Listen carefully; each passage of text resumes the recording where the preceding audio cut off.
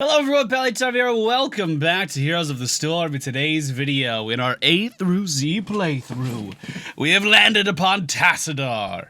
One of my personal... Can I just stress how good the rest of this is looking? Oh my goodness, except for Zul at the end. What's up with... Why is he in the game?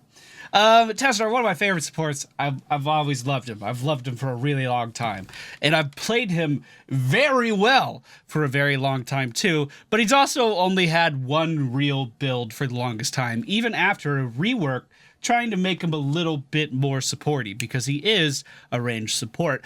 I thought it might be fun, just for old time's sake today, to try to build for Archon, and to try to go in and deal a lot of damage as if it was the old days. So we're probably going to lose. But you know what? That's okay, because we're going to have fun in the process. Mecha Tassadar online. Yeah! All right, ladies and gentlemen, we find ourselves in the Sky Temple today.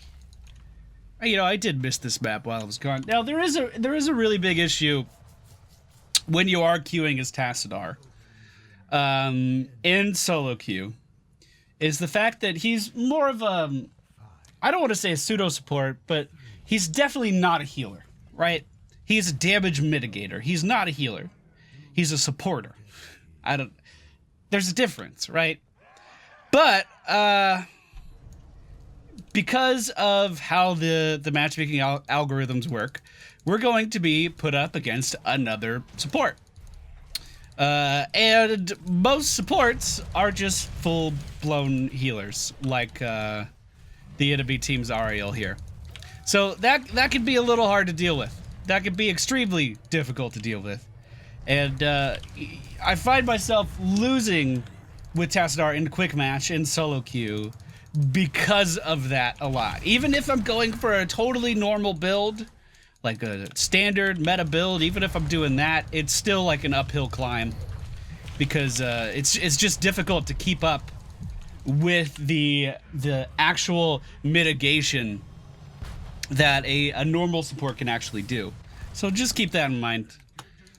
I'm not crazy about that fact, but we're gonna have a hard time pushing this this Sergeant Hammer away from these buildings. That is for sure. We're just gonna keep putting our W right underneath them. Our Q ability is called Plasma Shield.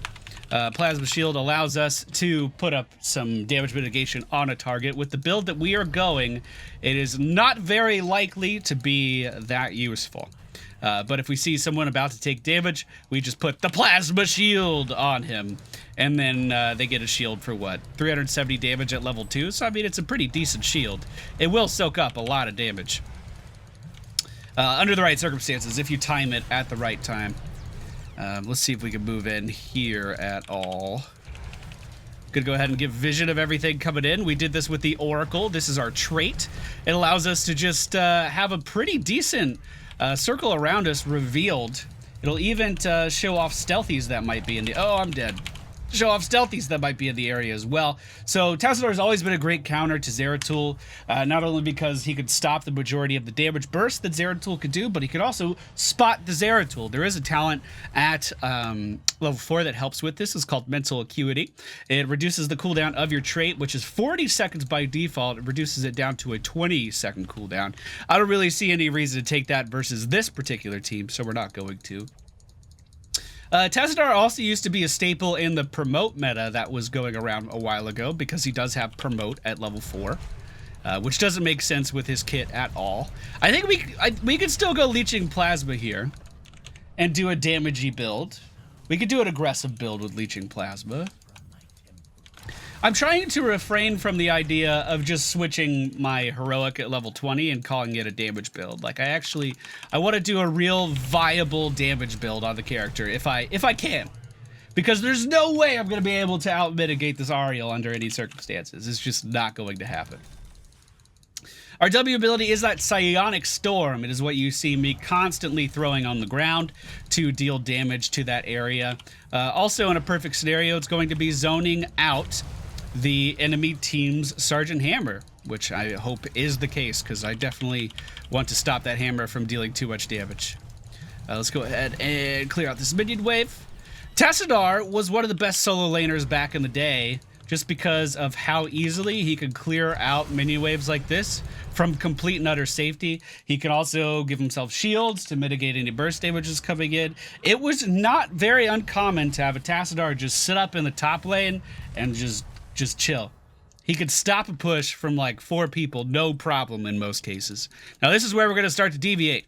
We're going to go for static charge. This used to be a staple for Tassadars. It is no longer. Enemies hit by Sonic Storm take extra damage from basic attacks. This means that anyone that is in that W, if I auto-attack them, they will take critical hit damage. We're going to combo this with Archon here in just a few moments, which should allow me to hopefully deal some pretty scary burst damage to anyone on the enemy team and force them out of any positions they may be in. Also, it's worth mentioning that we're going to heal for more, because leeching plasma heals you for a percentage of the damage that you deal. So, I mean, there might be some synergies there. We're going to have a really hard time pushing these guys back, though. They have so much fucking siege on their team and so much sustain. Okay, let's move it on this Asmodean. He's overextended. I'm actually not worried at all. We'll go ahead and use our dimensional shift. That's our E ability. It allows us to shift into another plane of existence. And while we are there, we can move freely. We can break out of any crowd control that we might be in at any given time, and go completely invisible. We'll then reappear a few moments later. There are several talents that make this super survivable. We might pick those up. I think we might have to. All right, let's give shields. I have an oracle so they can see what they're walking into, but we need to move in now. We need to make this happen, team. We gots to. I think I have to play super careful here, otherwise I'm gonna be in a lot of trouble. All right, we managed to push out the Sergeant Hammer. We managed to pick up a kill on Asmodean as well. And I'm just gonna keep trying to support these guys with shields. We'll give one to our Samuro down here. Make sure he can sustain through this. And just like that, I think we got it, team. I think we got it. Oh, Jimmy, you could have gotten that. It's okay, Jimmy. It's okay. You tried. I know. It's scary. It's scary when they have shit. I get it. All right, we are level 10. Archon's going to come online now. Archon, we are going to get a 675 point shield. It's going to cause our basic attacks to deal 164 extra damage with increased range, and our auto attack is going to splash as well. I mean, what more could... Is this a spin? Okay, you get one. Look, he didn't even shoot me. What a fucking friend! What a friend! All right, I'm gonna fucking kill you now, though. Oh no! Please stand in my thing. I'm trying to. Let's see. How has Tassadar changed? Back in the day, Archon was the strongest offensive ability known to man. I'm talking about back in the alpha. The Archon by itself was good, and our build was pretty similar, right? We would go for mana return. I don't remember what the level 4 talent back in the day used to be for Assassin Tassadar, but essentially you would get a decent amount of sustain and then transition into Archon, and you'd be able to just blow up anything. Archon used to have an upgrade at level 20 called the Red Archon, which made it so your attack range was basically across the fucking screen, and you could always just critically hit everyone, because there was another talent in here somewhere. Oh, the second strike. Yeah, you could put down 2 of these fucking things. You could put down 2 of your W abilities and just have that always on the ground. You always be critically hitting someone. You could auto attack from across the fucking screen, and it was like a bomb went off. It was like a precision strike from Nova went off on that area every time you auto attacked it. I'm not even kidding. No one could deal as much damage in the alpha as a Red Archon Tassadar, but his support capabilities were basically non-existent. There were, for a long time, people were saying, why isn't he just an assassin? I don't understand. It's not like his shields are actually doing anything. And I believe for a while it was actually a little difficult to track how much damage you were actually mitigating as well. I think we are going to go for Shrink Ray versus the enemy team's Sergeant Hammer. I want to make sure we control Hammer as much as humanly possible. Let's go ahead and give some vision here to the friendly team. I could give a shield. I could give a shield to Samuro. He'll be all right. I need to give a shield to Archon too. I'm sure he thinks I hate him. You know, one of the advantages to using a build like this is the fact that most Tassadars you can never kill under any circumstances because they gain so much survivability through their actual talent build. So I'm wondering if they just won't attack me because they think I won't die. We're playing next level mind games over here. Samuro's going to be totally fine up here by himself. The enemy team backed up and they were taking over a mercenary camp. We're going to rotate down and continue to get these regen globes. It is pretty important that I stack up my regen master as soon as possible. Let's see. Tassadar used to be the highest damage character in the game, and I wish that was a joke. We already talked about that. He used to have a bug with one of his shields that increases shielding to like NPCs, to like towers and things. There used to be a bug where if he gave a shield to an Asmodan minion, the Asmodan minion would never get rid of that shield and could never die and would push to the core. That bug was not in the game for very long, but it was definitely in the game. All right, I'm just gonna try to make these guys second guess their decision here to chase after my Tychus. Oh, if you guys want to do that, that's fine too. I could use a little bit of help. Notice how much fear the Archon puts into enemy players still, like even right now. Like they see the Archon and they don't want to fuck with it. And that's some decent auto attack damage there, boys. We almost got her. We almost got her. Look at that. We're doing it. The dream. We are going to go for second strike here. Psionic Storm can be used twice in succession. Not only does this increase our pushing capabilities, because we can do this now, but also it makes it so we have a longer duration on those critical hits that we're going to be getting out in the early game. Or that we were getting in the early game at level 7. So we basically become a lane pusher all of a sudden, and we get more offensive damage out of just our auto attacks as well, which I think is pretty exciting. Again, we're not a traditional support at this point. We are building full offensive. And other supports, like a Lily, for instance, Lily can totally build to be... Lily could totally build to be a character that focuses more on damage, but she still gets a decent amount of healing. As Tassadar, once we go down the damage route, we basically give up any and all supporting that we could possibly do in our build. So it is a bit of a commitment, for sure. Let's push this out. Okay. The next objective is coming up, and it's going to be up in the top lane. We can make our way up there. What do you know about Tassadar being the #1 on siege damage? What you know about that? There's a shield to mitigate that. Oh, you know what would be fun with this? I don't know what the new Archon upgrade does, actually. I was going to say, you know what would be really fun with this build would be Rewind. Increases shield. Oh, so it still does the basic attack range. I don't know. It's just not the red Archon, you know? It's just not the red Archon. Is she really sitting in here without spawning anything?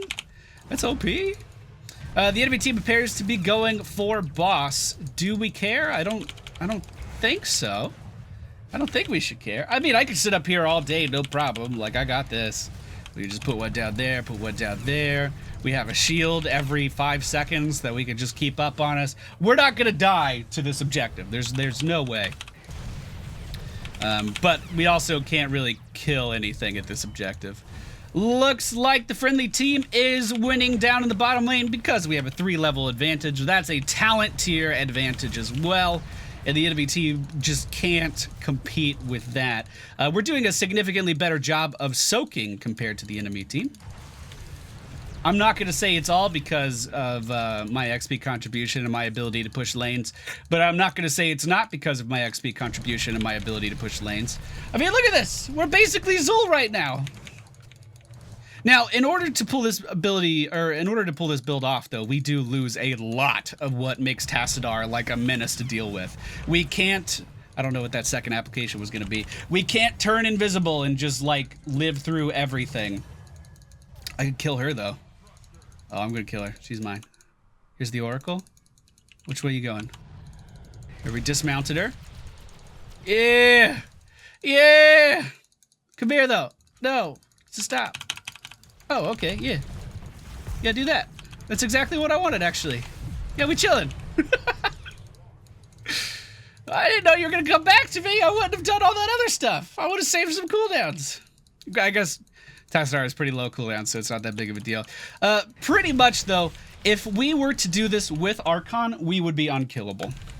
Because Archon gives you such a big shield, you would go for Prescience, and then, what is the other one called? Dimensional Warp at 13 and 16, so you can't die, but just on the off chance that you do, you don't die.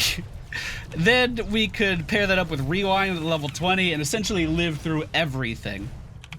But this is more of a, we're committed to trying to deal damage, we're committed to trying to apply pressure, and you do give up a lot for that. I do think Tassadar has one of the most, like, all-in talent builds. You either go all-in for survivability, or you go all-in for, like, damage. There's no in-between. There's really no balance there that feels quite right, in my opinion. How are we going to deal with this? I need to get that second static shield down. We do have shields up on our Samaru over there. He's still taking a lot of damage. We're still okay. I think we're going to go for Twilight Archon here, even though I think Rewind would be a lot of fun. I've never seen the Twilight Archon, and I want to see it. Shrink Ray on the enemy team, Sergeant Hammer, and I walked into it. We could win the game right now. We could just go core right now. Easily. We have a 36-second window, and we have 4 fucking assassins alive on our team. We could easily take the core right now. But we're going to play it safe. We're going to go for the objectives, and that is totally fine. Actually, Jim Raynor going for the vision. Because what do you need when everybody on the enemy team is dead? You need that vision to see them. Wait a minute. They're all here. Other than, you know, what I've been talking about, like, those changes that happened were such a long time ago. The main changes that kind of kept Tassadar on the radar for some people, he's definitely fallen off big time, were just the Kala's Embrace and the Leeching Plasma, allowing you to give a shield to a target and have that shield basically last forever as long as they don't take damage, was a really, really big boon to the character, made him a lot more viable. But this again happened, I want to say, like a year and a half ago, so it's nothing new. It allows him to pre-shield targets on his team and mitigate a ton of damage before it even happens, which makes him really, really good with character. What is happening here? Makes him really, really good with characters like Rhaegar, who have to get off, you know, these super high important heals. It just makes that a little bit easier to do. Super long cooldown important heals, rather. So like the ancestral healing or whatever. Let's keep moving ahead, team. I don't see any reason not to. I'm just gonna mitigate all this damage here. We'll put a shrink rate down on the enemy team's Ariel. I'm not worried about this crystal nonsense. And there we go. That's a dead Ariel team. We have basically 10 billion health right now. We are unkillable right now, as long as we're in Archon. Now that we're not in Archon, we're just going to have to use our other abilities to mitigate damage, like the Dimensional Shift there, which basically made this Li Ming completely overextend and miss everything. But the friendly team is pushing down the core right now, and it looks like we are going to win the video game with a damage Tassadar build.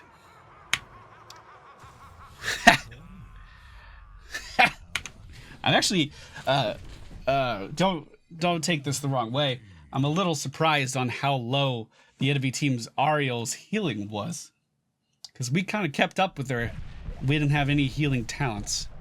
Oh yeah, that structure damage on Tassadar, what you know about it. So this build was purely for fun, purely for nostalgic purposes for me, because I haven't played damage Tassadar in such a long time. I thought it'd be fun to do. But shield Tassadar with a Tracer, with a Vala, with an Illidan, with probably an Alarak too, I would say, with an Artanis. It's so good. Tassadar is in such a good spot, I think. and could definitely round out a team quite nicely. Also, I have the best force walls in the business. Just saying. If you want to try it for some reason, the build we use today: Conjurer's Pursuit, Leeching Plasma, Static Charge, Archon, Shrink Ray, Second Strike, and Twilight Archon. I wish I had more to talk about.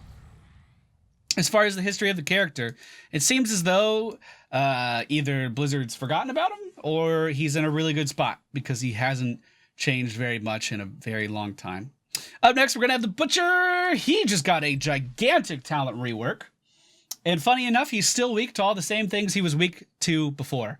Who would have guessed? Thank you all for watching. I hope you enjoyed. I'll see you all next time.